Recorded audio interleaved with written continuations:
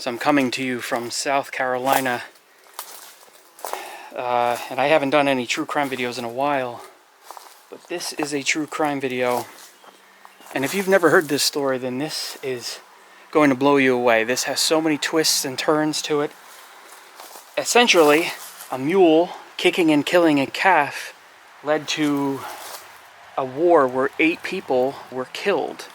And it also led to the first woman getting the electric chair, death by electrocution, in the state of South Carolina. And it even involves a South Carolina senator by the name of Strom Thurmond. It's a very weird story, and I'm going to tell you about that. Sue Stedham was born in 1896. She was the youngest of 3 children, and she grew up on a farm, taking care of the animals, riding horses, you know, that type of life.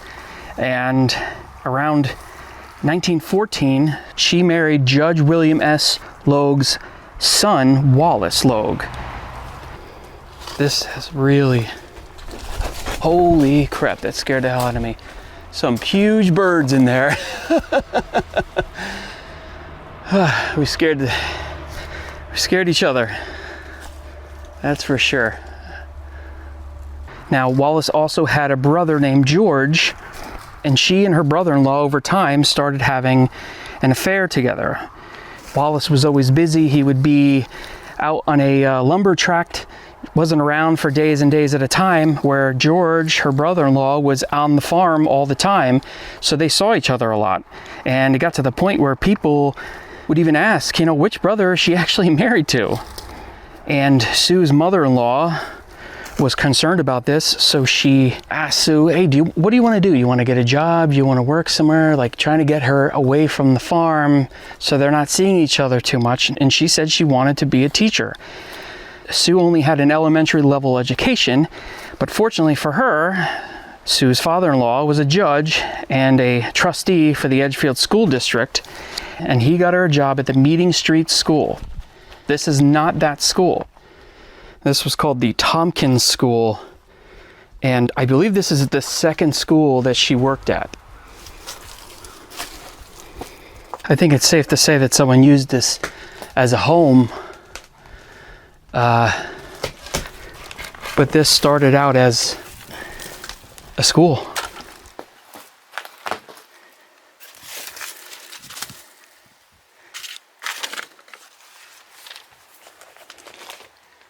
So as she was a teacher, she attended these teaching assemblies, and she met a teacher, Strom Thurmond, who would move on to be a governor and a senator for many, many years.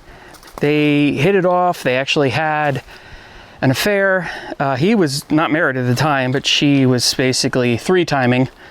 That school either closed in 1925 or she was fired. And then I believe that Strom Thurmond, who was right around now was the superintendent of the Edgefield County Schools. So because of that situation, she was given a job, I believe, here at Tompkins School. Now, this school really doesn't play any major part in this story other than the fact that I believe she worked here. So that's kind of cool, kind of creepy.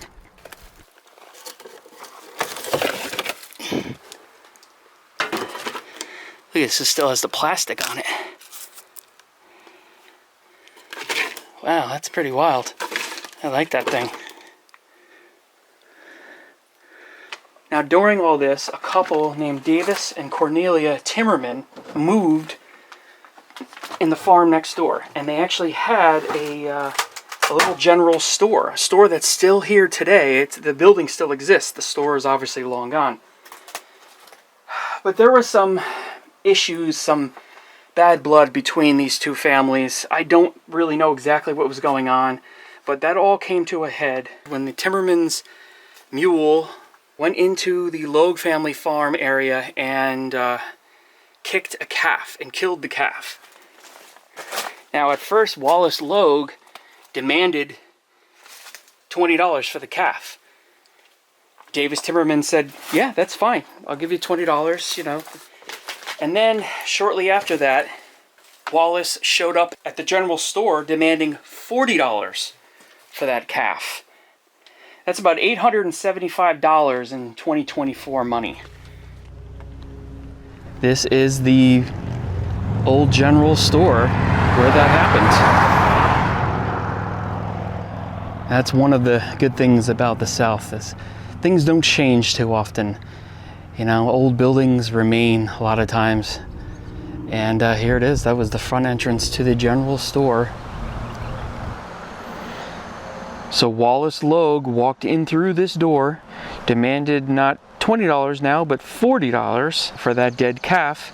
Timmerman refused to pay that much. There was a heated argument, and Wallace picked up an axe handle from the store rack and started beating Timmerman with it. Timmerman managed to get behind the counter, grabbed his pistol, and shot him. Shot Wallace Logue dead in the store. So Timmerman closed up his shop. He went to the police. He reported what happened. The police came. They did an investigation, and he was arrested. It went through the courts, and he was found not guilty, acquitted on grounds of self-defense. And this enraged Sue Logue, who vowed to kill him. So Sue and George end up hiring a man named Fred Dorn. And so they said, "You're hired. We want you to kill this guy named Davis Timmerman."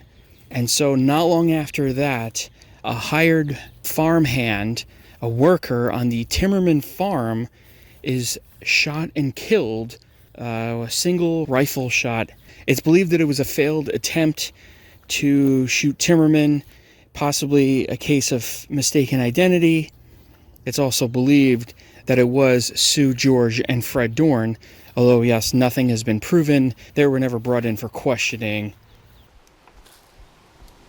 So Sue and George drive up to Spartanburg to see Joe Frank Jr., who's George's nephew, the police officer. They told Joe Frank that they were willing to pay somebody $500 to kill Davis Timmerman, which is about $11,000 in 2024 money. And he put them in contact with some shady guy named Clarence Bagwell. So September of 1941, Joe Frank Jr. purchased a handgun, a .38, from a pawn shop and borrowed a car from a friend at a dealership, picked up Clarence Bagwell, and made their way up to the Timmerman store. They pulled up to the store. Clarence Bagwell got out, went inside, and asked Davis Timmerman for a pack of cigarettes. And while Timmerman was turned around, Bagwell pulled out his .38 and fired 5 shots, killing him instantly. They probably would have gotten away with it, except Clarence Bagwell was kind of a heavy drinker, and while at the bar one night, he was bragging to either his girlfriend or just some random girl at the bar about how he was just paid $500 to kill another man. And she obviously was horrified by this and went straight to the police. Not long after this, Bagwell was brought in for questioning.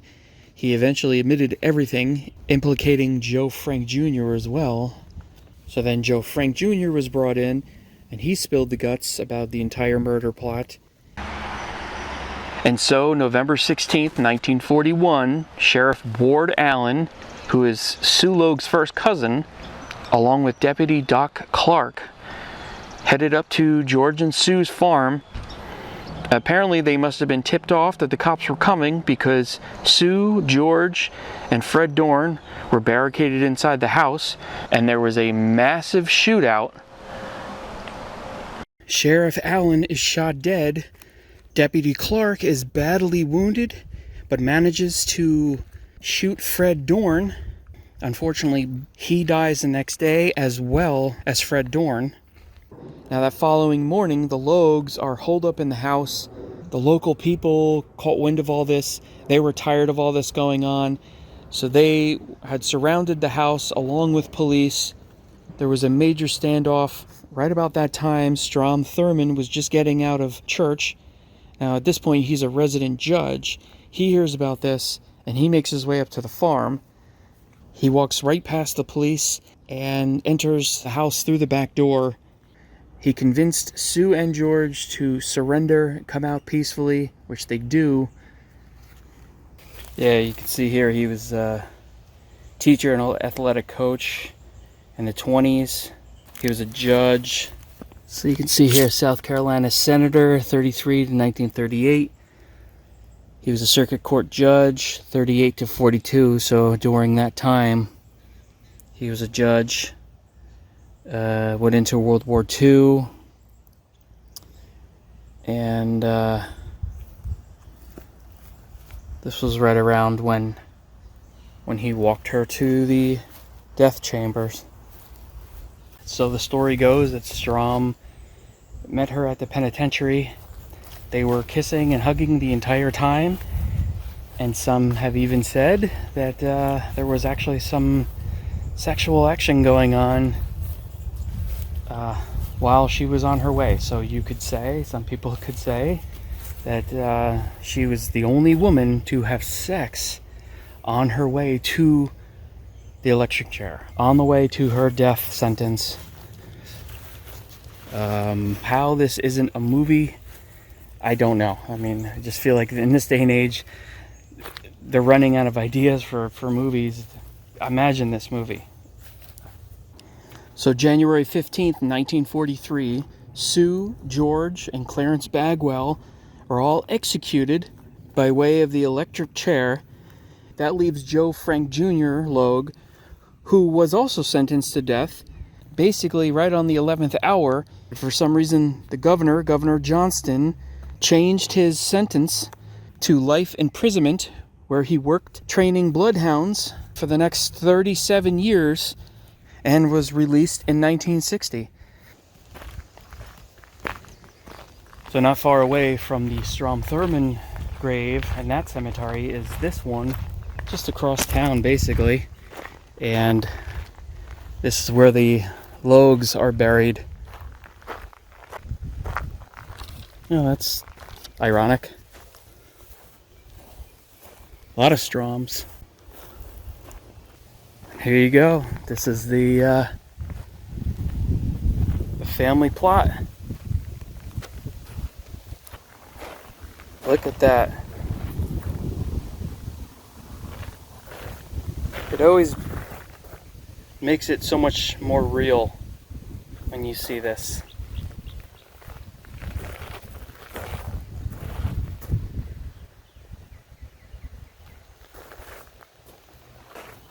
And George is over here.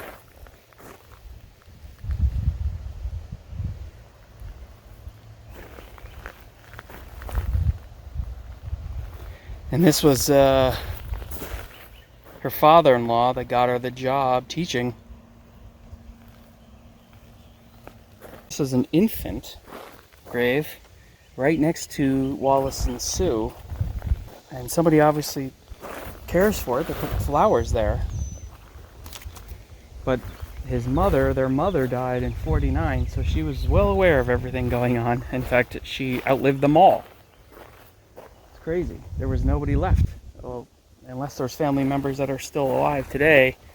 But just an unbelievable story. Just to think about how crazy things can get, especially when you're heated over something. But it's just crazy that just a mule kick, really, can cause at least 7, but possibly 8 people to die. That's what happens when tempers flare. So anyway, I'm getting back on the road. I'll be in South Carolina, making my way into North Carolina. So many more videos to come on both channels. And took a little break from true crime, but I will be doing more of that too. So definitely stay tuned. See you in the next video.